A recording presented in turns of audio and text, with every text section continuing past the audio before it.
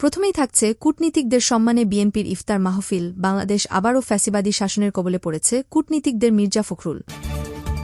এরপর থাকছে স্থানীয় সরকার নির্বাচনে ভোটার ফেরাতে দলীয় প্রতীকবিহীন ভোট সাফল্য কতটা, এই নিয়ে প্রতিবেদনে থাকছে বিস্তারিত।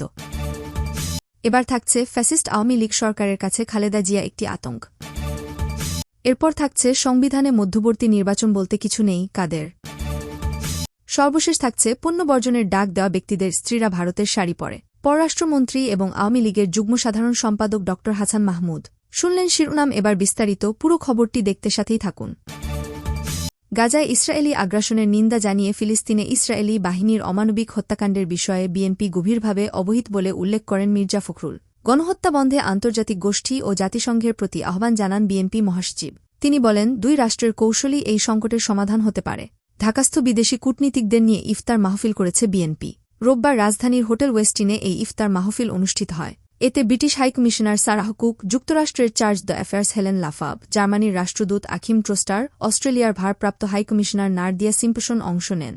এছাড়াও ইফতার অনুষ্ঠানে চীন, ভারত, পাকিস্তান, নরওয়ে, সুইডেন, নেপাল, জাতিসংঘের বিভিন্ন সংস্থা, ইউরোপীয় ইউনিয়ন সহ বিভিন্ন দেশের কূটনীতিকরা উপস্থিত ছিলেন। বিএনপি চেয়ারপারসন খালেদা জিয়া ও ভারপ্রাপ্ত চেয়ারম্যান তারেক রহমানের পক্ষে থেকে দলের মহাসচিব মির্জা ফখরুল ইসলাম আলমগীর ইফতারে কূটনীতিকদের স্বাগত জানান। এ সময় সংক্ষিপ্ত বক্তব্যে ইসরায়েলি বাহিনী কর্তৃক ফিলিস্তিনের গণহত্যা বন্ধে জাতিসংঘসহ আন্তর্জাতিক সম্প্রদায়ের প্রতি আহ্বান জানিয়েছেন বিএনপি মহাসচিব। তিনি ফিলিস্তিনের সমস্যা স্থায়ী সমাধানে টু স্টেট পলিসি দাবিও জানান।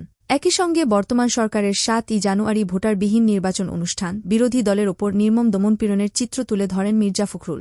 তিনি বলেন, বাংলাদেশ একটা গভীর রাজনৈতিক ও অর্থনৈতিক সংকট পড়েছে। দেশে একটা ফ্যাসিস্ট রেজিমের শাসন চলছে। তারা ৭ই জানুয়ারি একটি নির্বাচন করেছে, যেটা কোনো নির্বাচন হয়নি। নির্বাচনকে সামনে রেখে দলের স্থায়ী কমিটির সদস্যসহ হাজার হাজার নেতাকর্মী গ্রেপ্তার, মিথ্যা মামলা দায়েরের কথা বলেন মির্জা ফখরুল। তিনি বলেন, দেশের জনগণ গণতন্ত্র প্রতিষ্ঠায় এই ফ্যাসিস্ট রেজিম সরকারের পদত্যাগ এবং নতুন নির্বাচনের জন্য সংগ্রাম করছে। বর্তমান সংকট সমাধানে নির্দলীয় নিরপেক্ষ সরকারের অধীনে নির্বাচনের কথাও পুনর্ব্যক্ত করেন বিএনপি মহাসচিব। ইফতারের আগে বিএনপি মহাসচিব কূটনীতিকদের সঙ্গে কুশল বিনিময় করেন। ফ্যাসিস্ট আওয়ামী লীগ সরকারের কাছে খালেদা জিয়া একটি আতঙ্ক। মজনু। ঢাকা মহানগর দক্ষিণ বিএনপির সদস্য সচিব রফিকুল আলম মজনু বলেছেন, মুক্ত খালেদা জিয়াকে আওয়ামী লীগ সরকার আতঙ্ক মনে করে। তাই তাকে বন্দী রেখে সরকার একদলীয় শাসন ব্যবস্থা চিরস্থায়ী করতে চায়। গণতন্ত্রের মা খালেদা জিয়াকে এখন বন্দী অবস্থায়ও নিরাপদ মনে করছে না। তাই বিনা চিকিৎসায় তাকে তিলে তিলে মেরে ফেলার ষড়যন্ত্র করছে সরকার। মজনু বলেন, যে জিয়া পরিবার স্বাধীনতার জন্য, গণতন্ত্রের জন্য জীবন বাজি রেখেছে, সেই জিয়া পরিবারকে ধ্বংস করার নীল নকশা করছে সরকার। কিন্তু সরকার হয়তো জানে না, জিয়া পরিবারের সদস্য ধ্বংস হবার নয়। গণতন্ত্রকামী প্রতিটি মানুষই জিয়া পরিবারের সদস্য।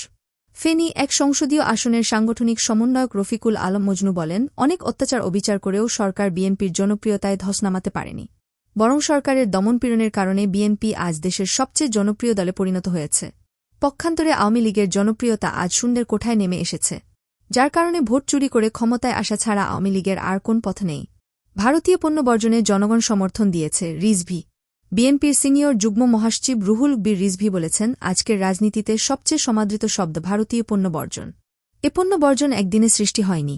দীর্ঘদিনের অপমান, বঞ্চনা ও লাঞ্ছনার পরিপ্রেক্ষিতে বাংলাদেশের জনগণ ভারতীয় পণ্য বর্জনের সমর্থন দিয়েছে। কোনো ব্যক্তি বা গোষ্ঠী এ বর্জনের আহ্বান জানালেও আজ তা সর্বমহলে সমাদৃত। রিজভি বলেন, আজ ভারত বন্ধুত্বের কথা বলে, অথচ পানির ন্যায্য হিস্যা দেয় না। বন্ধুত্বের কথা বলে প্রতিনিয়ত সীমান্তে বাংলাদেশি হত্যা করা হচ্ছে। এসব অন্যায় ও অবিচারের কারণে বাংলাদেশিদের প্রতিবাদী করে তুলেছে। বাংলাদেশের বাজারে বাণিজ্যে তারা একতরফা আধিপত্য বজায় রেখেছে দীর্ঘদিন। তারা বাংলাদেশকে স্বাধীন ও সার্বভৌম রাষ্ট্র মনে করলে ভারসাম্যমূলক বাণিজ্য বা অর্থনৈতিক অবকাঠামো গড়ে তুলত। ভারত কখনোই ব্যবসায়িক নীতি মানেনি। তিনি বলেন, ভারত বাংলাদেশের জনগণের সঙ্গে বন্ধুত্ব না করে একটি রাজনৈতিক দলের সঙ্গে বন্ধুত্ব করেছে। আওয়ামী লীগ জনগণের ভোটাধিকার কেড়ে নিয়েছে। এ অবৈধ সরকারকে সমর্থন দিয়ে যাচ্ছে ভারতের নীতি নির্ধারকরা। এ কারণেই বাংলাদেশের জনগণ ভারতের বিরুদ্ধে বেশি ক্ষুব্ধ হয়েছে। সংবিধানে মধ্যবর্তী নির্বাচন বলতে কিছু নেই কাদের। বিএনপি ভারতীয় পণ্য বর্জনের নামে আমাদের অর্জনকে ধ্বংস করতে চায় বলে মন্তব্য করেছেন সড়ক পরিবহন ও সেতুমন্ত্রী ওবায়দুল কাদের। একই সঙ্গে মধ্যবর্তী নির্বাচনের কোনো চিন্তা আছে কিনা জানতে চাইলে মন্ত্রী বলেন, সরকার এ ধরনের চিন্তাভাবনা কেন করবে। মন্ত্রী বলেন, এর কোনো যুক্তি নেই, বাস্তবতা নেই। নির্বাচন যখন হওয়ার তখন হবে সংবিধান অনুসারে। আমাদের সংবিধানে মধ্যবর্তী নির্বাচন বলতে কিছু নেই। তিনি বলেন, বিএনপির নেতারা আসলে এখন ব্যর্থতার জন্য নিজেরাই ক্লান্ত। তাদের কর্মীরা হতাশ। নেতাদের কারো সঙ্গে কারো কথার মিল দেখি না। মিং খান বললেন, গণতন্ত্র উদ্ধারে ভারতকে সহযোগিতা করার জন্য। আবার রিজভী তার চাদর ফেলে দিয়ে আগুনে পুড়িয়ে ভারত বিরোধিতা করছে। তারা আসলে বর্জনের নামে আমাদের অর্জনকে ধ্বংস করতে চায়। আর এটা কি সম্ভব? মন্ত্রী বলেন, বাংলাদেশ ও ভারতের যে অবস্থা, নিত্যপ্রয়োজনীয় জিনিসপত্রের যে লেনদেন, যে আদান প্রদান হয়ে থাকে, তার মধ্যে এমন বর্জনের প্রস্তাব বাস্তবসম্মত কিনা। একজন এক কথা বললে কোনো জায়গা থেকে নির্দেশিত হয়ে বলছেন, এমন কথা বলার নির্দেশ থাকে না। লন্ডন থেকে নাকি অন্য কোনো জায়গা থেকে আদিষ্ট হয়ে বলছেন কিনা তা বলব কি করে, যোগ করেন ওবায়দুল কাদের। তিনি বলেন, এখন আমির খসরু বলেন একটা, রিজভী বলেন আরেকটা, আবার মঈন খান বলেন ভিন্ন কথা। বিএনপির এক নেতা এক সুরে গিয়েছেন। আমি এখন শুনতে চাইব বিএনপির মহাসচিব তিনি কি বলেন। দলের একজন মুখপাত্র আছেন, দলের মুখপাত্র হিসেবে মির্জা ফখরুল কি বলেন সেটা শুনতে চাইব। হাফিজ সাহেব কি বললেন, রিজভী কি বললেন, মঈন খান কি বললেন, আমির খসরু কি বললেন, সেটা না, আমরা মির্জা ফখরুলের কাছে জানতে চাইব, যেহেতু তিনি মহাসচিব। বিএনপি নেতারা কারো কাছ থেকে নিশ্চিত হয়ে বলেছেন এমন মন্তব্যের জবাবে তিনি বলেন, একজন এক কথা বললে কোনো জায়গা থেকে নির্দেশিত হয়ে বলছেন, এ কথা বলার কোনো উপায় থাকে? একজন এক কথা বললেন, এক সেন্টার থেকে তারা সব শুনছে, তারা লন্ডন থেকে নাকি অন্য কোনো জায়গা থেকে, তাদের ঠিকানা তো লন্ডন, সেখান থেকে শুনলে তো এক কথা শুনবে। পণ্য বর্জনের ডাক দেওয়া ব্যক্তিদের স্ত্রীরা ভারতের শাড়ি পরে। ভারতের পণ্য বর্জনের ডাক দেওয়া ব্যক্তিদের স্ত্রীরা ভারতের শাড়ি পরেন বলে মন্তব্য করেছেন পররাষ্ট্রমন্ত্রী এবং আওয়ামী লীগের যুগ্ম সাধারণ সম্পাদক হাসান মাহমুদ। পররাষ্ট্রমন্ত্রী বলেন, ভারতের পণ্য বর্জনের ডাক দেওয়া ব্যক্তিদের স্ত্রীরা ভারতের শাড়ি পরে, আবার তারা নিজেরাই ইফতারে ভারতীয় পেঁয়াজের পেঁয়াজু খায়। তিনি বলেন, ভারতীয় পণ্য বর্জনের ডাক দিয়েছেন মেজর হাফিজ। কয়েকদিন আগে ভারতে গিয়ে চিকিৎসা করে এসেছেন তিনি।